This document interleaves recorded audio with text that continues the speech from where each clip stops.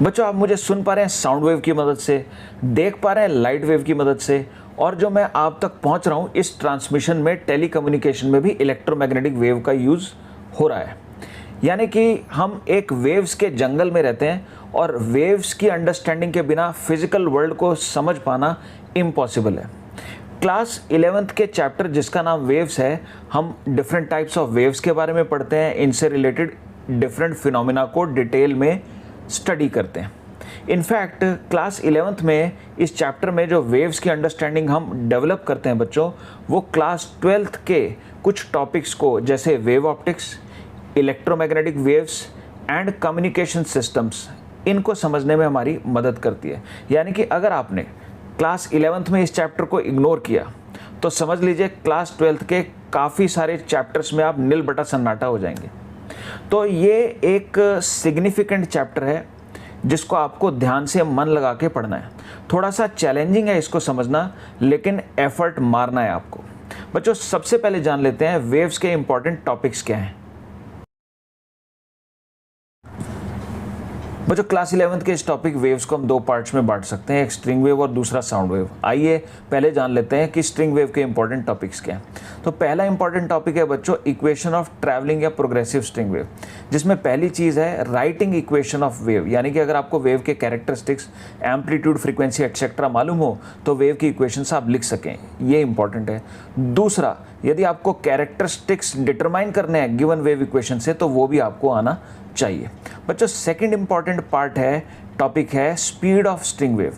Actually किसी भी wave की स्ट्रिंग जो है मीडियम की कंडीशंस पर डिपेंड करती है, टू बी स्पेसिफिक मटेरियल की इलास्टिक और इनर्शियल प्रॉपर्टी पर डिपेंड करती है।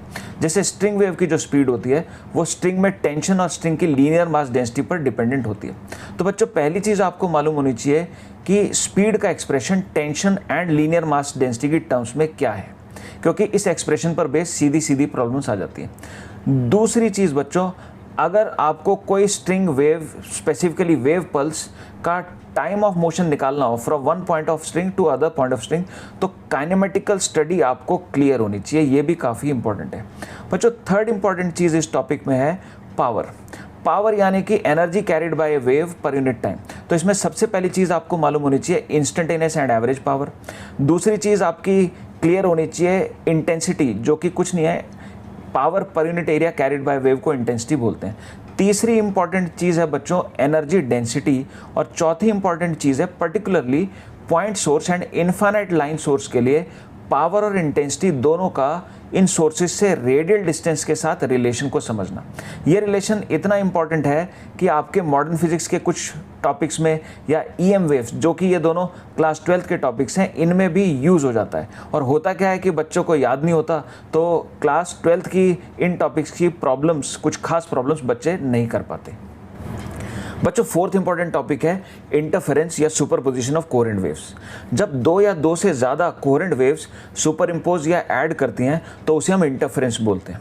और जो रिजल्टेंट वेव होती है उसके बारे में हमें क्या क्या मालूम होना चाहिए। तो पहली चीज़ अपने को मालूम होनी चाहिए रिजल्टेंट वेव का एम्पलीट्यूड, जिसकी फॉर्मुलेशन आप याद भी रख सकते हैं। फिर हमें रिजल्टेंट वेव की इंटेंसिटी का एक्सप्रेशन याद होना चाहिए। तीसरी चीज़ अपने को स्पेशल केसेस ऑफ इंटरफेरेंस मालूम होने चाहिए, यानी कि जिनको कंस्ट्रक्टिव एंड डिस्ट्रक्टिव इंटरफेरेंस के केसेस भी आप बोल सकते हो, या मैक्सिमम मिनिमा के केसेस आप बोल सकते हो। और corresponding maximum and minimum amplitude and intensity के एक्सप्रेशंस अपने को मालूम होने चाहिए। बच्चों नेक्स्ट अपने को इंटरफेरेंस में मालूम होना चाहिए यदि दो से ज़्यादा वेव सुपर इम्पोज करती हैं तो उस केस में फेजर टेक्निक की मदद से रिजल्टेंट वेव का एम्पलीट्यूड हम कैसे निकाल सकते हैं। इनफैक्ट ये फेजर की टेक्निक वही टेक्निक है जो एसएचएम के सुपरपोजिशन में हमने सीखी। और फंडामेंटली सोचें तो एसएचएम और वेव्स का सुपरपोजिशन कोई अलग नहीं है। तो अगर एसएचएम में आपने फेजर टेक्निक मिस कर दी, वहाँ नहीं समझी, तो समझ लीजिए प्लीज़ क्लास 12th के कुछ टॉपिक्स में भी ये फेजर टेक्निक यूज़ होती है। बच्चों नेक्स्ट इंपॉर्टेंट टॉपिक है reflection and transmission of waves, जिसमें सबसे पहली चीज़, जब वेव किसी इंटरफेस पर दो मीडियम के सेपरेटिंग इंटरफेस से रिफ्लेक्ट होती है और कुछ पार्ट ट्रांसमिट होता है, तो रिफ्लेक्टिंग पार्ट और ट्रांसमिटिंग पार्ट के एम्पलीट्यूड्स और उन वेव्स की इक्वेशंस क्या होती हैं। पहली चीज़ ये चीज़ आपको मालूम होनी चाहिए। दूसरी चीज़ जो आपकी नॉलेज में होनी चाहिए जो कि इम्पॉर्टेंट है वो ये है कि रिफ्लेक्शन पे या ट्रांसमिशन पे कोई गिवन वेव कितना amount of phase change experience करती है। अगर आपने ये नहीं समझा तो ऐसी प्रॉब्लम्स जिसमें कहीं ना कहीं वेव रिफ्लेक्ट होगी वहाँ आपकी अंडरस्टैंडिंग उस टॉपिक में नहीं बन पाएगी, कॉन्फिडेंस नहीं आ पाएगा। पर जो सिक्स्थ इंपॉर्टेंट चीज़ है स्टैंडिंग या स्टेशनरी वेव, जिसमें सबसे पहले इक्वेशन ऑफ स्टैंडिंग वेव अपने को मालूम होना चाहिए। दूसरा, किस कंडीशन में स्टैंडिंग वेव फॉर्म होती है इसकी अंडरस्टैंडिंग होनी चाहिए। तीसरा, standing wave in string fixed at both ends के केस में स्ट्रिंग की रेजोनेंस फ्रीक्वेंसी या natural frequency and corresponding modes के नाम अपने को मालूम होने चाहिए, जो कि दो तरीके से लिखे जाते हैं, हार्मोनिक्स की फॉर्म में लिखे जाते हैं या ओवरटोन्स की फॉर्म में लिखे जाते हैं। Likewise for a string fixed at one and अपने को different modes of standing wave मालूम होने चाहिए एंड कॉरस्पॉन्डिंग नेचुरल फ्रीक्वेंसीज के फॉर्मूले एक्सप्रेशन मालूम होने चाहिए। अच्छा, इसमें एक स्पेशल केस होता है जिसमें दो अलग अलग मटेरियल के या ज्योमेट्री के स्ट्रिंग्स को सीरीज में या एंड टू एंड वेल्ड कर दिया जाता है और अदर एंड्स को स्ट्रिंग्स के वॉल्स पे लगा दिया जाता है। ये जो एक कंपोजिट सिस्टम बना है, इस सिस्टम में ऑफ टू स्ट्रिंग्स के सिस्टम में स्टैंडिंग वेव जब एस्टैब्लिश होती है तो अपने से नेचुरल फ्रीक्वेंसी ऑफ वाइब्रेशन कुछ कंडीशन दे करके पूछ लिया जाता है। तो इस सिस्टम की analysis standing wave formation perspective से आपको आनी चाहिए, इंपॉर्टेंट है, कंपटीशन में पूछ लिया जाता है। बच्चों, साउंड वेव के इंपॉर्टेंट टॉपिक्स जान लेते हैं। तो इसमें पहला इंपॉर्टेंट टॉपिक है जिसको नंबर 7 पर हम प्लेस करेंगे इस कंप्लीट लिस्ट में, यह है displacement and pressure wave equation of sound wave, जिसमें आपको इक्वेशंस का इंटर कन्वर्जन आना चाहिए। दूसरा, आपको प्रेशर वेव एम्पलीट्यूड का फॉर्मूला मालूम होना चाहिए और तीसरा, इन वेव्स के बीच में फेज रिलेशनशिप मालूम होना चाहिए। बच्चों, 8th इंपॉर्टेंट टॉपिक है speed of sound wave in gas या गैस मिक्सचर, जो कि फॉर्मूला बेस्ड है, आपको फॉर्मूला नॉलेज में होना चाहिए। 9th इंपॉर्टेंट टॉपिक है साउंड का इंटरफेरेंस, जिसमें पहली इंपॉर्टेंट चीज़ है कंडीशन ऑफ मैक्सिमा मिनिमा, दूसरी इंपॉर्टेंट चीज़ है रिजल्टेंट एम्पलीट्यूड रिजल्टेंट इंटेंसिटी की डिटर्मिनेशन, और तीसरी इंपॉर्टेंट चीज़ है एक स्पेशल केस ऑफ इंटरफेरेंस, जिसमें एक सोर्स से किसी दूसरी डेस्टिनेशन पर डायरेक्ट साउंड और साथ में रिफ्लेक्टेड साउंड के इंटरफेरेंस की चर्चा हम लोग करते हैं।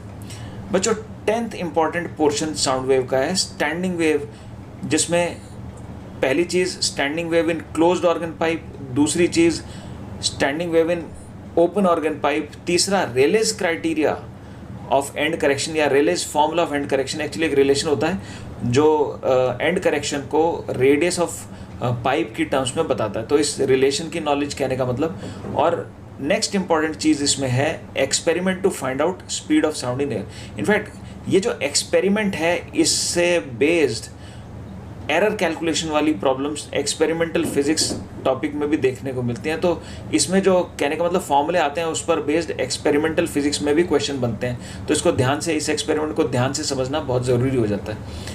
हो सके तो आप कहीं इस एक्सपेरिमेंट का वीडियो भी इंटरनेट पे यूट्यूब पर देखिएगा, इंटरेस्टिंग एक्सपेरिमेंट है। बच्चों, 11th टॉपिक है साउंड में फॉर्मेशन ऑफ बीट्स। जब दो साउंड वेव्स जिनकी फ्रीक्वेंसी स्लाइटली डिफरेंट होती है ये सुपर इम्पोज करते हैं तो बीट्स की फॉर्मेशन होती है। तो बीट्स में आपको सबसे पहले बीट्स की फ्रीक्वेंसी मालूम होनी चाहिए, दूसरा बीट्स जो हैं इनका टाइम पीरियड आपको नॉलेज में होना चाहिए, और तीसरा जो रिजल्टेंट साउंड है, जो बीट्स है, उस जो वेव है उसकी फ्रीक्वेंसी आपको मालूम होनी चाहिए।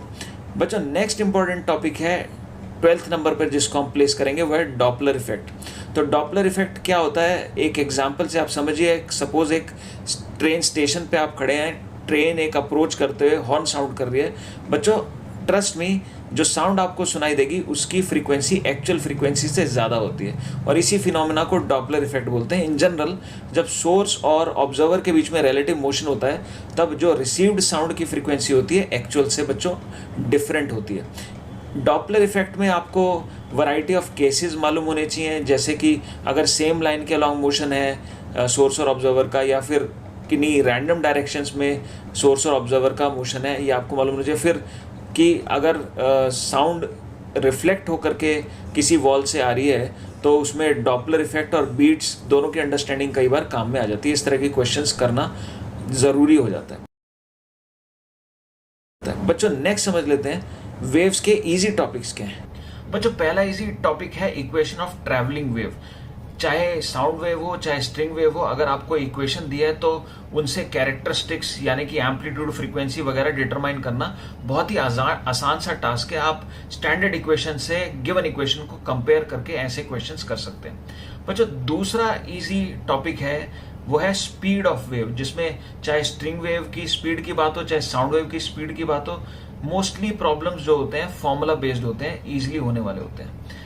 तीसरी इंपॉर्टेंट चीज जो इजी भी है वो है इंटरफेरेंस। बच्चों इंटरफेरेंस में चाहे अगेन साउंड स्ट्रिंग दोनों ही केसेस में अगर बात करें, अगर दो वेव्स का सुपरपोजिशन हो रहा है तो सीधे सीधे फॉर्मूले से ही हो जाती है प्रॉब्लम। रिजल्टेंट एम्पलीट्यूड का फॉर्मूला, रिजल्टेंट इंटेंसिटी का फॉर्मूला मालूम है तो जॉब इज डन। और कई बार ऐसा हो सकता है कि दो से ज्यादा वेव्स इंटरफेयर कर रही हैं, तो फिर आपको फेजर टेक्निक वो भी आसान होती है, जिसमें हम गिवन साइनोसॉइडल वेव को फेजर की तरह या एरो की तरह दिखा करके उनके बीच में फेज रिलेशनशिप्स की मदद से एक डायग्राम बना करके सिंपली वेक्टर एडिशन करके वेक्टर रिजल्टेंट लेके रिजल्टेंट एम्पलीट्यूड, रिजल्टेंट इंटेंसिटी भी फिर हम निकाल सकते हैं। तो बस खास ये ध्यान रखिएगा कि फेजर्स को समझना है आपको तो वेक्टर्स भी आने चाहिए, वेक्टर्स के एडिशन खासतौर पर आपको क्लियर होनी चाहिए। बच्चों फोर्थ इजी पार्ट है इस चैप्टर का standing wave. Standing wave in string, standing wave in organ pipe में जो मोस्टली नेचुरल फ्रीक्वेंसीज या रेजोनेंट फ्रीक्वेंसीज के जो क्वेश्चन होते हैं डिफरेंट मोड्स के कॉरस्पॉन्डिंग, वो बड़े ही आसान होते हैं। बच्चों नेक्स्ट समझ लेते हैं वेव्स के डिफिकल्ट टॉपिक्स क्या हैं। बच्चों पहला डिफिकल्ट टॉपिक है reflection and transmission of waves. जब कभी भी वेव मीडियम चेंज करती है तो इसका कुछ पार्ट रिफ्लेक्ट होता है और कुछ पार्ट ट्रांसमिट होता है। तो रिफ्लेक्टेड और ट्रांसमिटेड पार्ट्स के वेव्स की इक्वेशंस लिखना, फिर इनके एम्पलीट्यूड समझना और साथ में इनके फेज चेंजेस लिखना थोड़ा सा ट्रिकी होता है। बच्चों सेकंड डिफिकल्ट पार्ट है डॉपलर्स इफेक्ट, पर्टिकुलरली जब मल्टीपल मीडिया इन्वॉल्व हो, फॉर एग्जांपल सोर्स एयर में हो और ऑब्जर्वर वाटर में हो इस सिचुएशन, या फिर एक ऐसा सरफेस इन्वॉल्व हो जो खुद मूव कर रहा हो और साउंड उससे रिफ्लेक्ट हो रही हो। बच्चों थर्ड डिफिकल्ट पार्ट है पावर या इंस्टेंटेनियस पावर की अंडरस्टैंडिंग। पावर या एवरेज पावर के फॉर्मूले तो आप रट लेंगे, लेकिन अगर कोई स्पेसिफिक सिचुएशन में आपको जैसे स्ट्रिंग वेव के किसी सेक्शन से आपको इंस्टेंटेनियस पावर कैलकुलेट करनी हो तो आपको प्रॉब्लम को फंडामेंटली अप्रोच करना पड़ेगा। तो ऐसी प्रॉब्लम्स को आपको ध्यान से देख लेना है, समझ लेना है, ताकि एग्जाम में गलत ना हो। बच्चों नेक्स्ट समझ लेते हैं वेव्स में गुड ग्रिप के लिए प्री रिक्विजिट्स क्या हैं। बच्चों वेव्स की गुड अंडरस्टैंडिंग के लिए प्री रिक्विजिट समझ लेते हैं। तो पहली रिक्वायरमेंट है एसएचएम। एसएचएम एक्चुअली वेव्स का फाउंडेशन टॉपिक है। अगर आपको एसएचएम नहीं आता तो वेव्स आप नहीं समझ सकते। सोच के देखिए, एक स्ट्रिंग में साइनोसॉइडल वेव जब जाती है तो स्ट्रिंग के पार्टिकल्स एसएचएम एग्जीक्यूट करते हैं। अगर आपको एसएचएम ही नहीं आता तो आप इस स्ट्रिंग वेव को समझ पाएंगे? बिल्कुल नहीं समझ पाएंगे। सेकेंड रिक्वायरमेंट प्री रिक्विजिट है बच्चों काइनेमेटिक्स। तो काइनेमेटिक्स यानी कि वेलोसिटी, एक्सेलरेशन, पोजीशन, इनका इंटर कन्वर्जन आपको अच्छे से आना चाहिए, दोनों ही चैप्टर्स वेव्स एंड एसएचएम के लिए। तीसरी रिक्वायरमेंट है बच्चों इलास्टिसिटी की गुड अंडरस्टैंडिंग। वेव्स में आपको जगह जगह पर मॉडुलाई ऑफ इलास्टिसिटी की या फिर मॉडुलाई ऑफ इलास्टिसिटी की बेसिक अंडरस्टैंडिंग की जरूरत पड़ेगी। For example pressure wave equation निकालते समय, या फिर speed of sound in air भी बल्क मॉडुलस पे डिपेंड करती है।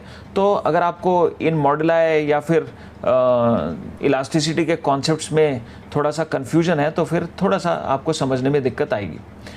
फोर्थ रिक्वायरमेंट है बच्चों आपकी केटीजी की गुड अंडरस्टैंडिंग, खास तौर पर degree of freedom and adiabatic exponent की नॉलेज। जैसे मिक्सचर ऑफ गैस में स्पीड ऑफ साउंड निकालनी पड़ेगी तो आपको average degree of freedom, average adiabatic exponent निकालने के लिए केटीजी में जो पढ़ा था उसको रिकॉल करना पड़ेगा। बच्चों 2023-22 दोनों ही सालों में only one problem was asked from this topic. Year 21 में no problem was asked from this topic. Year 20 में 2 problems were asked from this topic and year 19 में only one problem was asked from this topic. Overall, in last 5 years, only 5 problems have been asked from this topic, which have been of moderate difficulty level. In your exam, you can expect around 1 problem from this topic. बच्चों waves chapter की अच्छी preparation के लिए आप ये strategy follow कर सकते हैं। सबसे पहले आपको एटलीस्ट 12 घंटे के गुड क्वालिटी लेक्चर्स इस टॉपिक के चाहिए। सेकेंडली, एक बेसिक अंडरस्टैंडिंग बनने के बाद आपको इस टॉपिक में एटलीस्ट 20 to 22 आवर्स लगाने चाहिए, जिसको आप 3 पार्ट्स में बांट सकते हैं। तो पार्ट 1 में आपको 10 से 12 घंटे इस टॉपिक को डिवोट करने चाहिए इनिशियली, जिसमें आपको एटलीस्ट 120 to 150 प्रॉब्लम्स जो कि ईजी टू मॉडरेट लेवल की हो सकती हैं अटेम्प्ट करनी चाहिए। सेकेंड पार्ट में जब आप इस टॉपिक को दोबारा रिवाइज करने बैठे हैं तो 5 to 6 आवर्स आपको डिवोट करने चाहिए, जिसमें एटलीस्ट एक 2 घंटे का मॉडरेट लेवल का टेस्ट ज़रूर आपको प्लान करना चाहिए।